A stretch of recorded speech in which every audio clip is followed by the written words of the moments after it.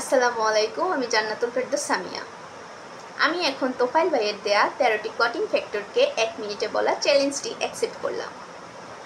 এই 13টি ক্লটিং ফ্যাক্টরকে আমরা ছন্দের সাহায্যে সহজেই মনে রাখতে পারি।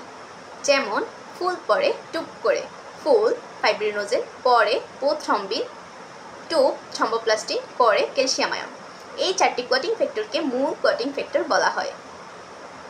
প্রভা আপা, প্রভা প্রো অ্যাক্সিলারি বা লেভাইল ফ্যাক্টর, অ্যাক্সিলারি পা প্রো কনভার্টিং বা স্টেবল ফ্যাক্টর।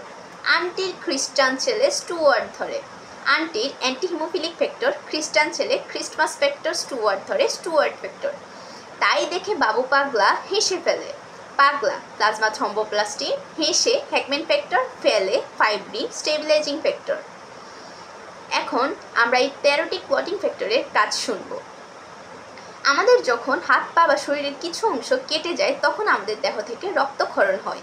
আমাদের এই রক্তক্ষরণকাল অর্থাৎ ব্লিডিং টাইম হচ্ছে 1 থেকে 4 মিনিট, কারণ 1 থেকে 4 মিনিটের মধ্যে অনুচক্রিকা হিমোস্ট্যাটিক প্লাক তৈরি করে, কিন্তু এই হিমোস্ট্যাটিক প্লাকটা অস্থায়ী হয়ে থাকে।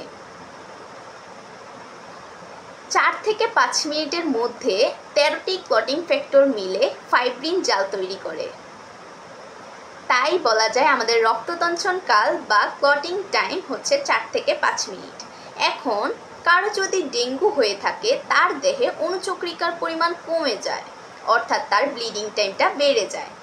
আবার কারো যদি হিমোফিলিয়া রোগ হয়ে থাকে তার ক্লটিংয়ের সমস্যা থাকে, মানে হচ্ছে 13টা ক্লটিং ফ্যাক্টরের সমস্যা থাকে, তার ক্লটিং টাইমটা বেড়ে যায়।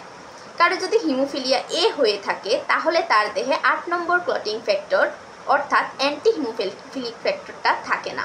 কারো যদি হিমোফিলিয়া বি হয়ে থাকে তার দেহে 9 নম্বর ক্লটিং ফ্যাক্টর অর্থাৎ ক্রিস্টমাস ফ্যাক্টরটি থাকে না, তাই তার ক্লটিং টাইমটা বেশি হয়ে থাকে। আমার কথাগুলো শোনার জন্য সবাইকে ধন্যবাদ। আসসালামু আলাইকুম।